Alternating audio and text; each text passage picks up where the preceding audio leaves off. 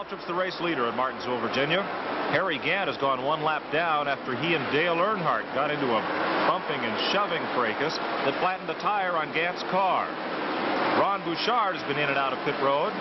They broke a rear end on that machine, had to change it. And Bouchard, who's been suffering from the flu all weekend, was overcome by fumes.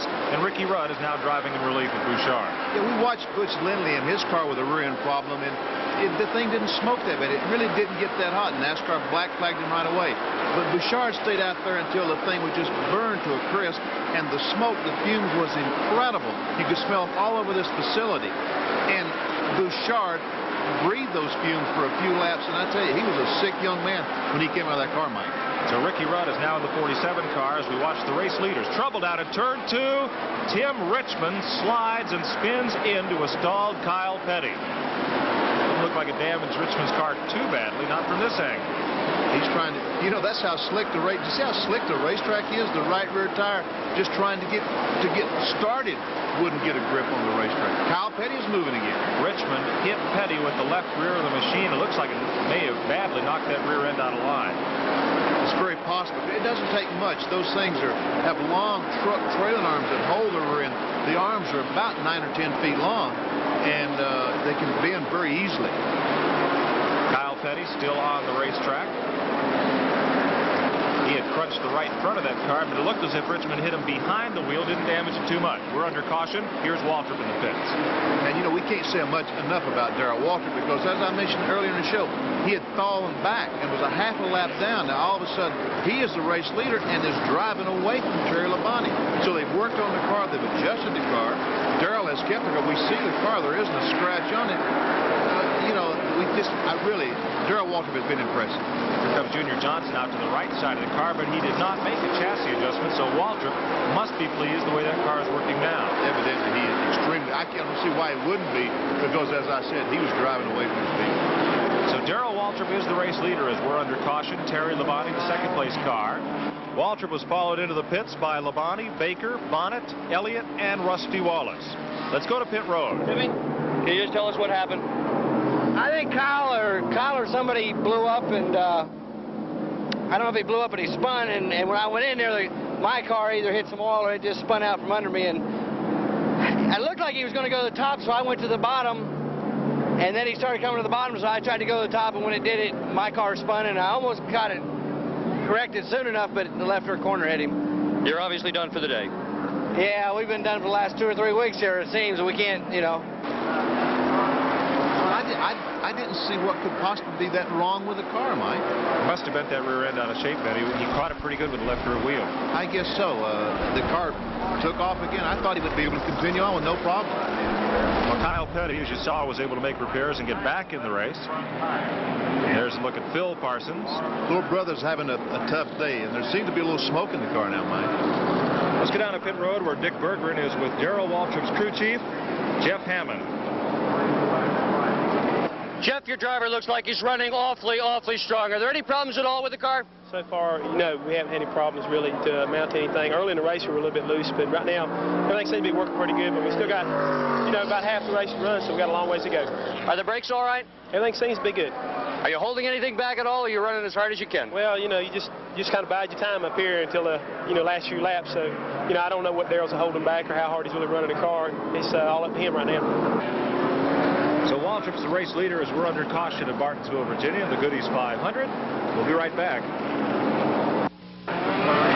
As we go back to green flag racing, Darrell Waltrip leads Terry Labonte, Buddy Baker, Neil Bonnet, and Bill Elliott down to the stripe and the green flag. Harry Gant wants to get that lap back, Mike, because the car is running well, but he's a lap down. Trouble down in turn 1. Phil Parsons and Tommy Ellis have come together. There's Lenny Pond piling in, Richard Petty, Dave Marcus, Ronnie Thomas, and Doug Hevron. And Harry's trying to get that lap back. If he can pass Darrell Waltrip before they get to the line, he makes up an entire lap. Nope. But he don't make it. And Gant, with a hand in the air, waves off the drivers behind him, signaling the caution flag. Let's look at it again. Well, I don't really know what happened, Mike. It looks like that maybe Phil and Tommy just simply got together, touched. Phil spins. Now Tommy spins, and poor Lenny Pond has no place to go except right inside Phil's car, which let Dick Brooks get by on the inside without a scratch. Richard Petty knocked a chunk out of the grill of his Pontiac, while the cars behind, Marcus, Thomas, and Hevron, are able to stop in time. So we're under caution again after running only one lap under the green. Phil's got some pretty serious damage on the right rear of that car, and the right rear tire is flat, as we see. So he'll have to stop once more for repairs, and he has had a long afternoon. It's been a long afternoon for Phil. So the pace car is back out again, and yellow flag fever persists here at the Martinsville Speedway. Lenny Pond's car knocked the whole nose off the car, so there's no hood pins left to hold that hood down. Well, the hood, what holds the hood down is 4 pins, about 3/8 of an inch thick, and he sheared all 4 of them, I guess, when he hit Phil over there. So Lenny Pond will make repairs. Meanwhile, the field is doubled up once again for a restart on the back straightaway. The cars on the lead lap line up to the outside. Waltrip, Labonte, Baker. And the cars that are 1 or more laps down, you see Harry Gant, and right behind him, the Ron Bouchard car with Ricky Rudd driving. They line up on the inside. If Gant can get the jump on Waltrip, he'll get back on the lead lap. And I tell you, the car's running well. He can win this race if he can just get that lap back. He's really going to be trying, Mike. Coming down for the flag, Waltrip gets a good jump on the start. Oh, did he ever? Tremendous jump by Darrell Waltrip. So Waltrip leads the pack to turn 1. Then Gant, then Terry Labonte, the second-place car, then Rudd, then Buddy Baker, the third-place machine, and right with him, Neil Bonnet and Bill Elliott.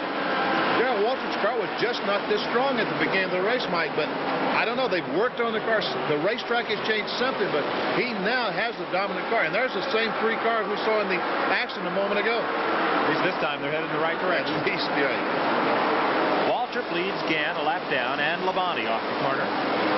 Now, Labonte can't afford to sit there behind Harry Gant if he's going to have a run at the lead. He has not yet led this race today. That means that Waltrip, and not he, has picked up 5 Winston Cup bonus points. Exactly. And those 5 points, it's getting to the point now that they count those 5 points. It's like 100 points early on in the season. This is pretty good racing right here, Mike. These 3 cars are pretty close.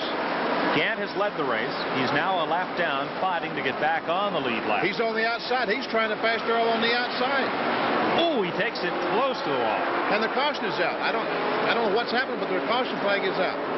NASCAR reports a piece of debris down in turn number 1. A brake duct has fallen off one of the cars, and of course, if a car ran over that, it would flatten the tire and cause a wreck. So in the interest of safety, we're under caution again. And now Harry gets another shot to get alongside Darrell and try to beat him down in that corner once more. It's a brief caution, so we're set to go back to racing.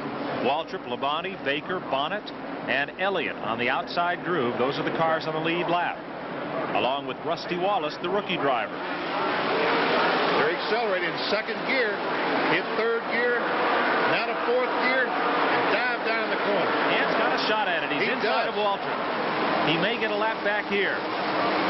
Off the corner, almost like they're tied together. I think Darrell Waltrip's going to ruin the image on his car if he isn't careful. He's going to get a big tire mark down the side of it.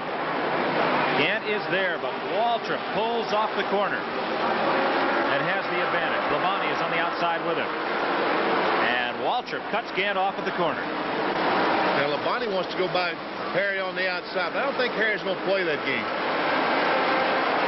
Richard Petty is 2 laps down behind Labonte, then the 3rd-place car, Buddy Baker.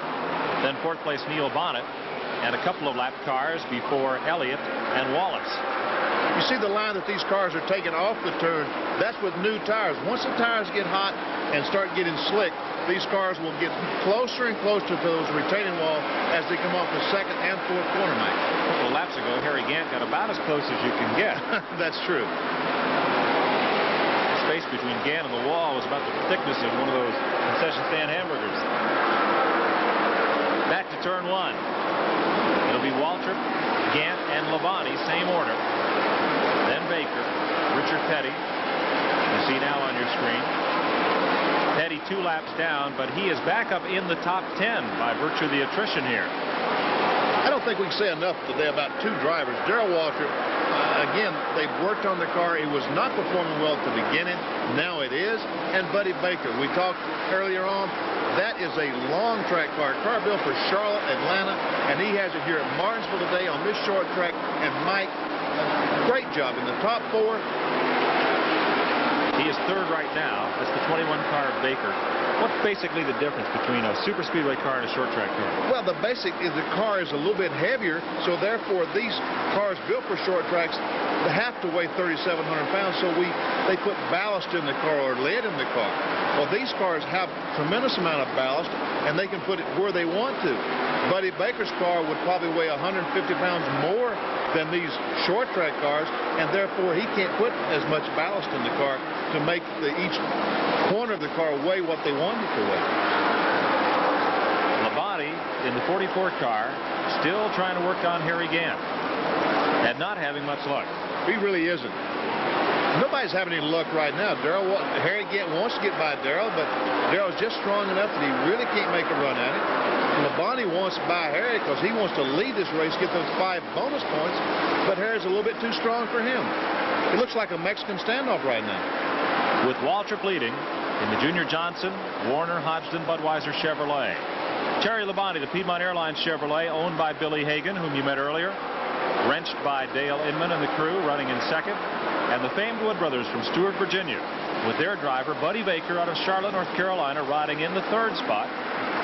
2 Chevrolets and a Ford lead the survivors here at Martinsville Speedway in the Goody's 500. A lap down, Harry Gant, he's the 6th place car. Check that 7th place car, trying hard to get back on the lead lap. Can he do it? Stay tuned. The Goody's 500 will continue in a moment on SETN.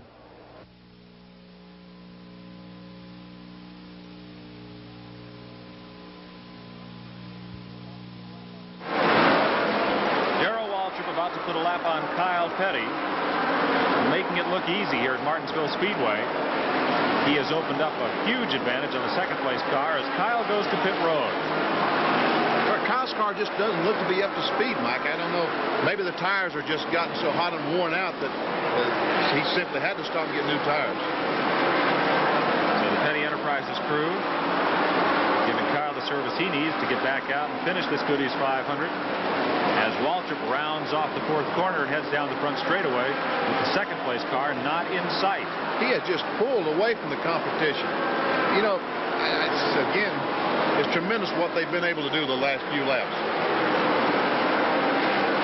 There are the 4th and 5th place cars moving past Neil Bonnet and Bill Elliott. As Waltrip's the race leader, Terry Labonte's in 2nd, Buddy Baker is 3rd.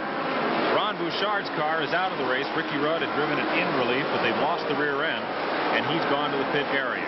Green flag pit stops are coming up, and this could be the last pit stop of the day. Here comes your 2nd place car, Terry Labonte. This stop has got to be exactly perfect. The tires they put on have got to prepare the chassis so this kid can fly when he goes back out again. He has not been as fast as Darrell Waltrip. He has got to get some speed out of it this time. A good stop for Labonte. 2 tires, a full load of fuel in 13.29. That is a tremendous pit stop. 13.5 seconds to put on 2 tires and put in a can of gas. Tremendous pit stop for Dale Inman and the whole Piedmont Airlines crew. Pulling your corner gas station, you can't get anybody to come out and look at the car for 13 seconds. Exactly. Here's Rusty Wallace. He's been running the last half of this race, as you can see, without brakes. He tried to come in the pit slow, couldn't do it. He'll have to come around again. This should set up the leader's pit stop. Darrell Waltrip is headed for pit road. Let's go back down to Dick Berggren. Here comes Darrell Waltrip, your leader, on pit road now. They have tires ready for the right-hand side. 2 loads of fuel ready to go in. Waltrip calls for a wet rag to wipe his face. It's mighty hot the tires at this point. 1 can in, 2nd can ready to go. Tires on the right side change. And there goes Waltrip. Very fine stop, 12.87 for Darrell Waltrip. Well, they're not trying to fill the tank up, Mike. You know, as soon as they got the 2 outside tires changed, he left because they've got enough fuel to make the rest of the race without having to fill the car up.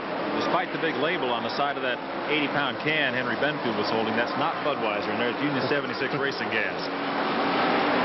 So Waltrip is back on the speedway. He did not lose the lead as car owner, car builder Junior Johnson, himself a winner of 50 Grand National races, looks on. Waltrip has caught Terry Labonte.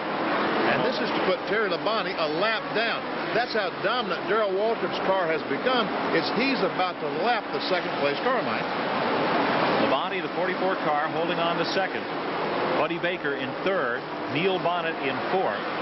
And in fifth, Bill Elliott. Sixth is Rusty Waller. And Darrell's almost, he's beside Labonte. Oh, he almost lost the car going in turn one. Waltrip now underneath Labonte. He can get a good jump off the corner. He can lap him, but Labonte hangs tough. Well, this is for the race. I mean, if Labonte can stay in the same lap, he realistically has a chance to win. If Waltrip gets him a lap down, it's going to be awfully hard to win. No contact between the two. As they get into the corner, Labonte on the outside gives Waltrip plenty of racing room. Can't stay with him this time, and Waltrip will lead this race by a full lap. Labonte fights back again. He don't want to give up, Mike, but I don't see how he's going to do anything too much about it. Well, he finally does give up. It's a foregone conclusion that Labonte, now he's got to sit and ride and hope that either something happens to Waltrip's car or Darrell makes a mistake. And I don't think that Darrell Waltrip is going to make a mistake at this point in the race. I mean, he is a veteran, Mike. One of the very, very best, not only today, but of all time in stock car racing. So him making a mistake is very rare. All Labonte, I think, can do is hope for mechanical failure. Well, the attrition rate has taken its toll today. Lately, Tommy Ellis is out of the race. He's lost a rear end in his Chevrolet. Buddy Arrington, the only Dodge in the field, has lost an engine, and Phil Parsons is out with engine trouble. His trouble he started on about the third or fourth lap, and it got worse as the day wore on. Waltrip rounds off the corner once again, down the front straightaway. The complete absence of any slipping and sliding by that car compared to the way everybody else is working. It's amazing just how well that car has been performing. There's Bill Elliott, who, you know, started about the middle of the pack and has had a pretty good run today. He's up in the top 5 now. And next to Elliott, you saw Dale Earnhardt, the number 3 Wrangler car of Richard Childress. He's not been much of a factor this afternoon since that banging match with Harry Gant early on. And it seems like we've talked to his crew, and he's lost some engine from it. He's lost some cylinders in the engine. These cars have V8s in them, and they say now that they think he's on at least 6 cylinders. Earnhardt getting overlapped by the 9 car of Bill Elliott. Elliott, the 5th place machine. And here's Waltrip once again down the front straightaway, pulling up on Dave Marcus. That Waltrip car looks perfect, Mike. It just goes through the turn, comes off the turn like there's nothing to it. But you see how closer they're getting to those walls as they exit turn 2 and turn 4. They're getting out against them now. Well, the track has got to be awful slippery with the number of blown engines and rear ends we've had. I would think so. I would think so. And the heat that's out there today. Again, as I mentioned a moment ago, it's a very warm day for autumn in Virginia. Waltrip moves under Dave Marcus. There is the 5th place car, Bill Elliott, in the Coors Melling Ford. Look at him slide up the racetrack. He was fighting that steering wheel, wasn't he? Just couldn't hold the bottom groove. As Waltrip's domination of the Martinsville Speedway continues, we'll take this break from the Goody's 500.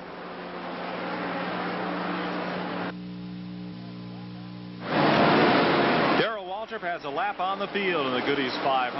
Terry Labonte still the 2nd place car. Bill Elliott has moved up to the 3rd spot. Like Labonte, he's also 1 lap behind. Harry Gant is now 2 laps down. He's the 4th place car. Both Neil Bonnet and Buddy Baker have backslid a bit in the standings. Bonnet is now 5th and Baker is 6th. Labonte's not having too much success at wishing bad luck on Darrell Waltrip because everything's going his way. No problems whatsoever. Waltrip pulling up on lapped cars. He's about to put Baker 3 laps down as Ronnie Thomas moves underneath Buddy Baker. Thomas, a young fellow from Christiansburg, Virginia, in the 41 car, has had a pretty rough season of it and a rough weekend. He started the race, was involved in that 2nd lap crash with Sam Ard, but after spending 20 laps in the pits, he's run well the rest of the day. He has, Mike. I've watched the car all day, and Ronnie Thomas has been very, very fast today, and it's a shame that he started the race so far down because he could have had one of his better finishes of the season, of his career today at Martinsville. Well, with Labonte and Gant all but out of contention in this race, Labonte was able to lead a lap under caution. Gant led during the green flag, so that enabled both to pick up a 5-point wins to cup bonus. Waltrip will get a 10-point bonus, 5 for leading a lap and 5 for leading the most laps today. Tell you what, he's going to make a run of Labonte, but I don't know. He's over 200 points behind after this race, and it'd be very difficult for him to win the championship from that far back. Waltrip rounds off the corner once again.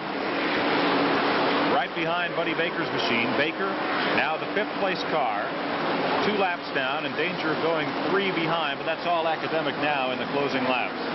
Right now, Baker, he's like a lot of other guys. He's just trying to see the checkered flag, which is going to be coming up pretty soon, but all he wants to see is the checkered flag, to get this thing over and get whatever he can get out of it. Harold Kinder counting the laps down on the flag stand for the drivers that remain. Waltrip not pushing Baker too hard, but here's Ronnie Thomas. He knows he's inside of the leader, wants to get a little TV time, and he's going to get in there and mix it up a bit. Isn't that wonderful? He's going to pass the great Darrell Waltrip. Harold Kinder has the flag in hand as Waltrip rounds off the corner. White flag, 1 lap to go for Waltrip to put the 6th notch in his gun for the 1984 season. Darrell has had a pretty good year. You know, he's a couple hundred points behind in the championship, but 6 victories, you can't really say anything bad about that, Mike. Waltrip into turn number 3 for the final time. Won't try to make the move on Baker. Here comes Ronnie Thomas as they move up on Doug Hebron. He just passed the great Darrell Waltrip coming off the 4th corner for the checkered flag. Waltrip wins the Goodies 500, and don't count them out of the championship just yet. I would think not, because, you know, a couple hundred points, he can make it up. Dick Bergeron is on pit road with Waltrip's car owner. Junior Johnson, your man dominated today. You must be very pleased. Yeah, we are. We had a little trouble with the chassis there to start the race. It was a little bit out of adjustment. We finally got that dialed in, and when they did, he was on his way. As Waltrip's car is pushed to the post-race inspection, the driver's already made his way over to victory lane. Let's join him with Dick Bergeron. Darrell, are you surprised at all that you were able to dominate the field as you did today? Well, we anticipated that the track would get exactly like it did. We set the car up different than we thought we ever had, really. But I felt like that the track would get slick. I knew it was going to be hot today, and we made some changes yesterday afternoon, and the car did. Like I told Jeff when the race over, it wasn't like I'd like for it to be, but it's sure better than anybody else's, and that's what we strive for. Brakes are always such a story here at Martinsville. How were yours at the end of the race? They seem to be great. I about spun out down here getting by Labonte. I had enough brakes to lock the wheels up, so that's a real a real blessing at the end of the race to have brakes like that where you can go and race people. I think that's key also to us running so well today. So many body men are going to have so much work to do this week. How about your guys? Did you have any contact out there at all? Well, I think we'll clean the window and charge the battery and head on over to North Wilkesboro and see how we can do over there. The pass whip by Labonte when you were lapping him, was that your decision or was it Junior's decision, your Jeff Hammond? No, I knew what they wanted me to do. If he hadn't wanted me to lap him, he would have told me so. He would have called me and said, back off, you got everybody covered. We've lost races with 10 laps to go because we cut a tire down or a caution flag. I didn't want to take that chance today. I had the fastest car and a better handling car, and I didn't see no reason not to go on up there and get him a lap down. Then we had some security the last 10, 15 laps there. It didn't look too secure when you're underneath him, though. Is it a little bit slippery down there? Well, it was, and I went in hard and locked the wheels up. And he bobbled, and I bobbled, and we must have made about the same move because we never touched. We just kept right on going, and it was a good race for us. I'd like to thank the good Lord for a safe race and a good race, and give credit to him. And I have a good friend in the hospital that's had a heart attack, Leonard Isaacs. I'd like to say hi to him today and dedicate this win to him. A great win for Darrell Waltrip. We'll be right back to the Martinsville Speedway for some closing comments. Well, Benny, the first half of the race, with all the framming and bamming, it lived up to Martinsville's reputation. Typical Martinsville race, that's exactly right. Lots of sheet metal being crinkled, lots of exchanges being put on each other, a lot of insults being back and forth, a lot of tire marks. But all in all, it ended up being a non-typical Martinsville race. Because at the halfway point, Darrell Waltrip just ran away from the field and hid. And I don't think there was a caution flag for the last 250 laps, and Darrell Waltrip really hid from the field. Tribute to him and his team. Coming up on SETN, we'll bring you the Hodgson American 500 from Rockingham, North Carolina. For Dick Bergeron and Benny Parsons, this is Mike Joy congratulating Darrell Waltrip on his Goodies 500 victory.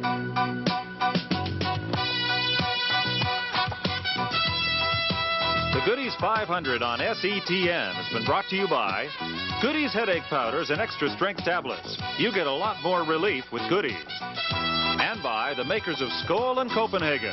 For real tobacco pleasure without lighting up. A pinch is all it takes.